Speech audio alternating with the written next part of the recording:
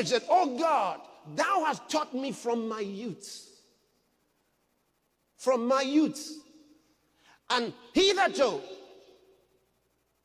have I declared thy wondrous works. From then till now, I've declared your wondrous works. Now also when I'm old and gray-headed, O God, he says, forsake me not until I have showed thy strength unto this generation and thy power to everyone that is to come. Glory to God. That was my dream as a young guy. What David said there was my passion.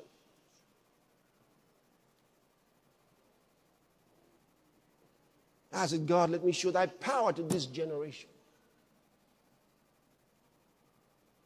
Yes. Yes.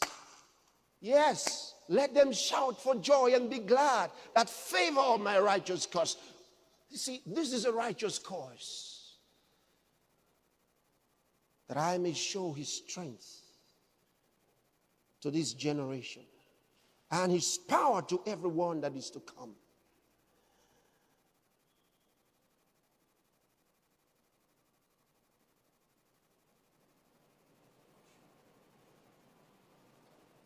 "16 years old, 17 years old, they're crying and praying.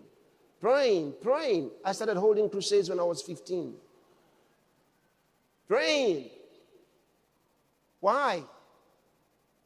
Because I wanted the nations of the world to see his power and his glory.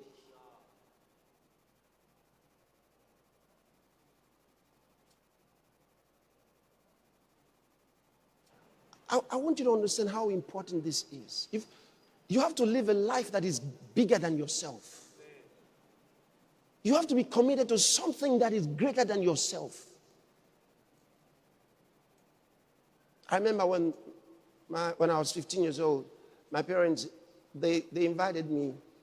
They said they were having a family meeting.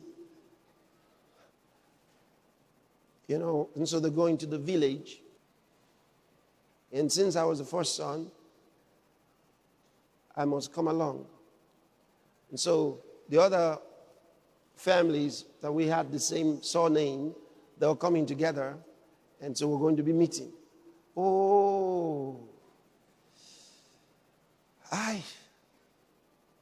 It just didn't agree with my spirit. I'll tell you why.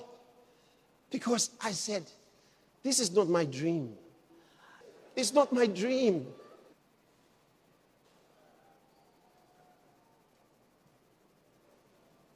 No. I went with them. I was there. We all sat down. I'm looking at them. I'm thinking about the crusades. All the villages I want to go and preach. All the schools I want to go and preach. That was what was on my mind. I thought the world is bigger than this.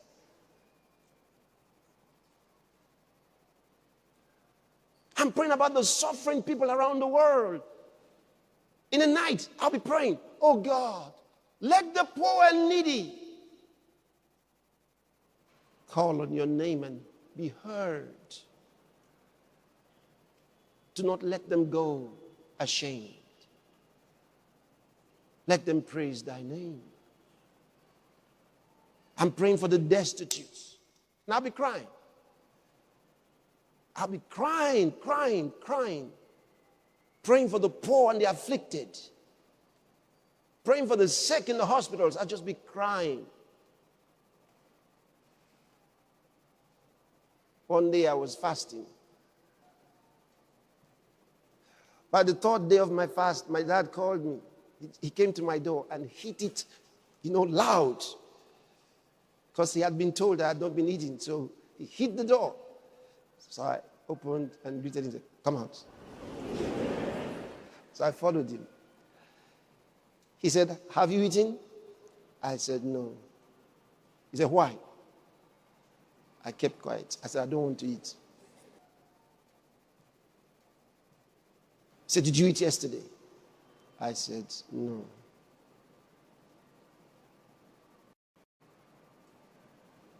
said, what's the problem? He thought there must be a problem. I said, there's no problem.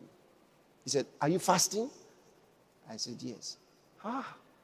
He said, what's the problem?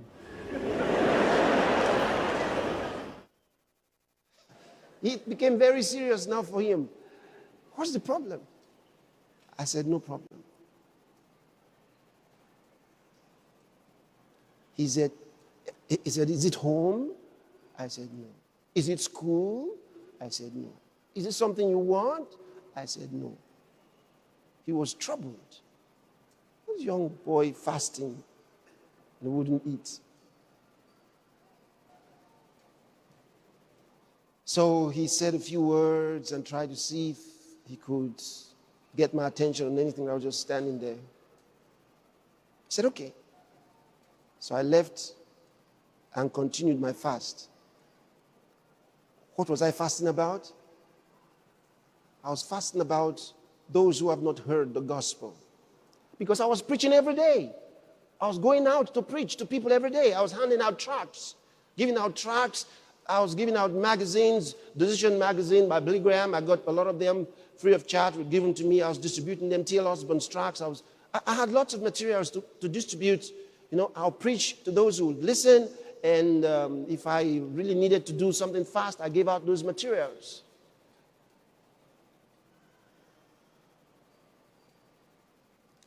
But I was burdened with those who had not heard the gospel.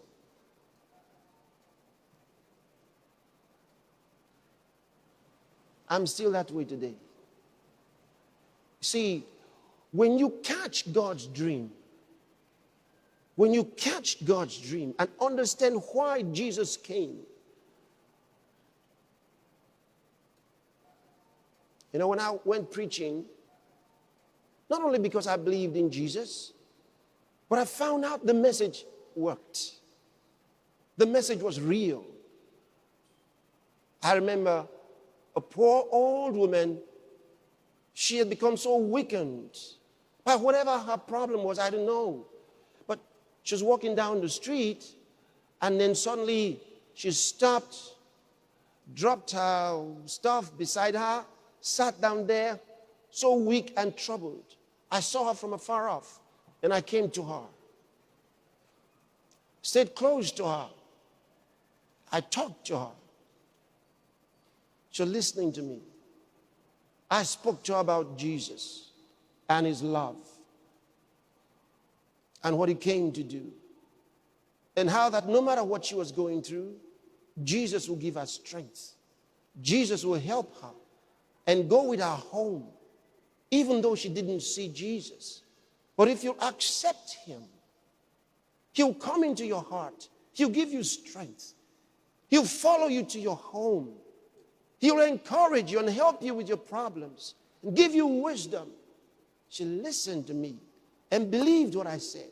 I prayed for her. She smiled at me. Strength came back to her. She carried that stuff back on her head and headed homeward.